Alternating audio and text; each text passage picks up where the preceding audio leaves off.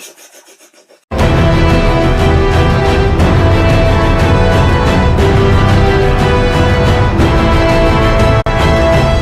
I just got back from watching Interstellar, and let me just say my mind is totally fried after seeing that movie. If you guys don't know much about Interstellar, basically it's the latest and greatest movie from Christopher Nolan. The world is unable to sustain life, and we have to look for more suitable planets outside of our solar system in order to survive. The movie is led by Matthew McConaughey, and he plays this character called Cooper, who is this old pilot who ends up piloting the ship that is our last hope at finding a new place to live.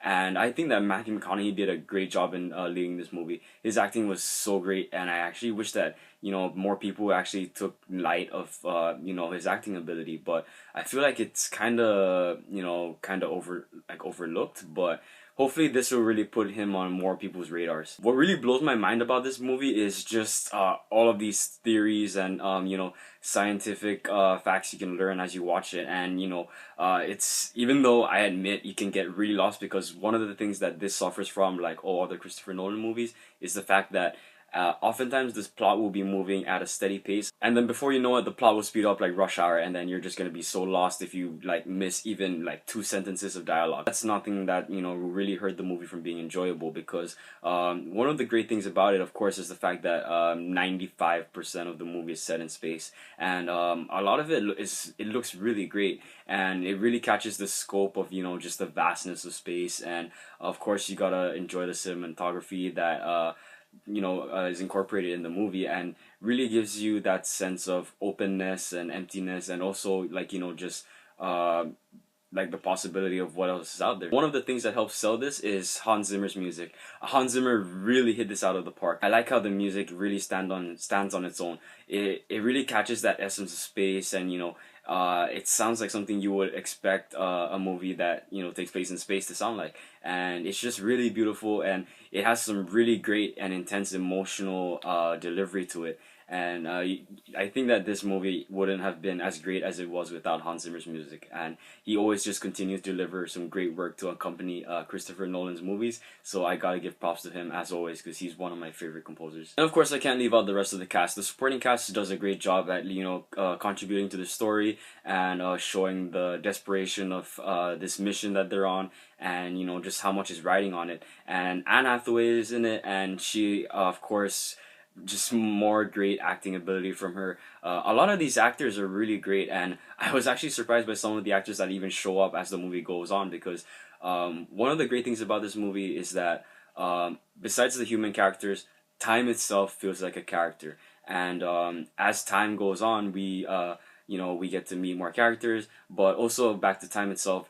What I like is how it kind of teaches you to enjoy all the little moments we have, because eventually things will end, or something is going to pull us apart, and before we even know it, we'll be in the future, and we end up looking back at the past and regretting all these things. And I don't want to say too much on just how big a character time feels like in this movie, because I might spoil some things, but it feels very it feels like a cool way that Christopher Nolan personified time in this. And if you watch it, I think you're gonna kind of get what I mean. Interstellar is by far Christopher Nolan's longest movie ever. What's amazing is how short that movie actually felt. It didn't feel too long at all, and I've had a long week. I would have thought that I might have been a little too tired as the movie progressed, but I actually didn't. It felt like almost every scene actually mattered, and you actually see that as the movie progresses, because there's, of course, you can't have all these movies have